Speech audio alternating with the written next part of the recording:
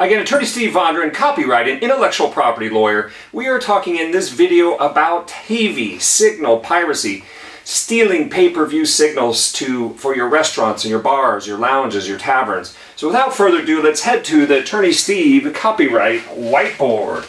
Okay, so let's back it up here. We are talking about satellite piracy, okay? This is where you have these companies that have the exclusive rights to the pay-per-view. Companies like J&J Sports Productions, companies like Johan Promotions. These are two of the big companies in the area that have the exclusive exhibition rights, the rights to exhibit these pay-per-view fights. J&J Sports Production, they're into these boxing matches. Ultimate Fight Championship, that's by Johan Promotions. So typically you have your home user that has to pay for a license to watch the pay-per-view at home. You know how this goes. So it's, you know, 30, 50, 60, 100 bucks depending on the popularity of the fight. But if you run a commercial establishment like a sports bar or an athletic club or a country club, let's say, taverns, bars, sports bars, any of those where you would want to show the fight to your customers, your paying customers, and it helps you raise revenues, sell more alcohol, do that sort of thing. You have to purchase the commercial license, and the commercial license can be based on sort of your ability to pay or the fire count, how many different people you're allowed to have into your restaurant. So the licensing fee can be several hundred to several $1,000s depending on the fight. But what happens is some people say, well, I don't want to pay that, it's too much. You know, we'll buy it at the house and we'll bring the cable box in.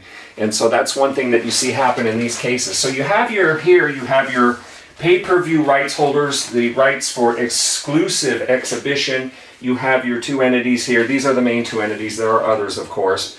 But these are your main two that you will see some federal court filings on. You'll see hundreds and hundreds of lawsuits filed by these companies against bar owners and restaurant owners, club owners, who didn't pay the commercial fee, or they lied about how they were going to, in other words, they may have say, you know, oh, we're a resident over at 124 Main Street. $60? Sounds great, run my card. So you could have different things like that, misrepresentation. So anyway, these are your two big companies in the area.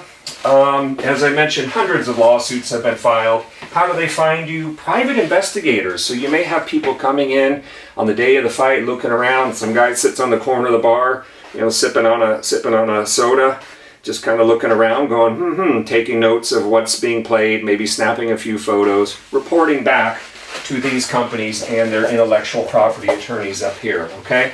So that's how they might find out. Yes, this is a revenue stream. Some people go, that's extortion. You know, in a lot of the copyright infringement cases we have, people say, that's extortion. They can't do that. I say, well, I get it. It probably seems a little over the top. We'll talk about the damages they seek in a second, but they do have these rights. They do have exclusive rights, and there are federal laws that protect their signals from being pirated, okay? So you have this as a revenue stream. They could be seeking $100,000, $200,000 in these complaints, okay? So again, you have your residential fee. That's if you have a little house. There's your house right there. And this is your bar. Again, I said $800, couple hundred to several $1,000s could be the commercial fee.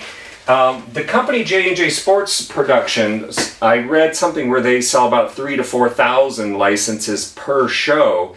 So every time they're doing a new, you know, big boxing match or something, 3,000 to 4,000 restaurants and commercial establishments will sign up. So what they say is they are protecting these lawfully licensed people from the people that won't pay. So bear that in mind. That's some of the rationale.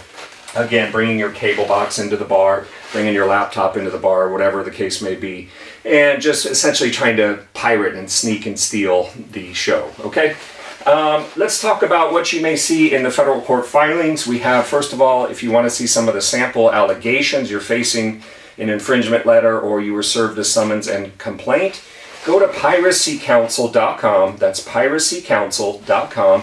I've got some sample allegations there, things you can see. I've got a list of some of the law firms that you may see filing and representing these entities here, so you may see some of the lawyers and some potential defenses and mitigating factors, okay? But typically the two claims that you often see are under the Federal Communications Act, 47 U.S.C. 553, that prohibits interception of communications by wire or a cable system. And these offer penalties of about $50,000 statutory and up to 2 years in prison for the first offense. So there's civil penalties, but also criminals. You have to be very careful with these, okay? So that's one cause of action you would typically see. Another one you might see is 47 USC. USC stands for United States Code 605, and that's interception of communications by air or satellites. That may be more of a satellite dish kind of a thing. Again, you're looking at the 50,000, 2 years. So if you add up these two causes of action, you can see a complaint for 100,000 plus attorney fees, those kinds of things. So the damages can be pretty high. And you know, there are some mitigating factors if you don't have a defense, and we'll talk about it here. Defenses, obviously they need to have the evidence. They need to have substantial, credible evidence, admissible evidence. It could be that you believe you are authorized by your cable operator, and you may believe that the cable operator authorized you. There is a safe harbor provision for that, and there may be other defenses depending on your case. As I mentioned here, and let's go back real quick, mitigating factors. Coming forward, let's say hiring counsel, not that you have to hire counsel, but it makes sense to hire counsel. Why? There's probably going to be a very, there's a negotiation process and there's a release. You need to make sure you're getting the right terms and the right release. And really most importantly is just negotiating down that deal for you. This is what we do for a living. We negotiate every single day. We try to get you the best deal possible, okay? So mitigating factors coming forward, good faith, having some good reasons, and basically just working out a deal, okay? I put here, don't risk DJ. Does anybody know what DJ is?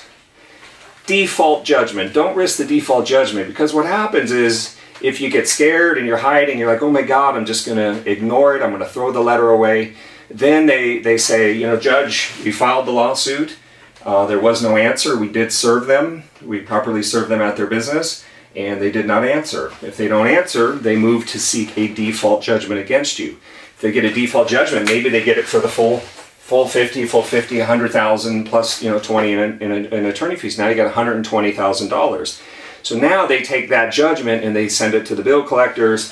The bill collectors come try to basically shut you down, get all your assets, force a sale, whatever the heck they're able to do in your state. Okay, so these are the kinds of things that you're looking at. So before you just give up, throw up your hands and say quit, give us a call. You can find us at piracycounsel.com. Let us walk you through your rights, discuss the pros and cons, look at any potential defenses that you may have, and see what we can figure out, okay? Finally, it's important to realize in these cases, you could be sued personally, and so taking a default could hold you, so shutting down your business might be one thing, but then being sued and getting a judgment against you personally could be quite another.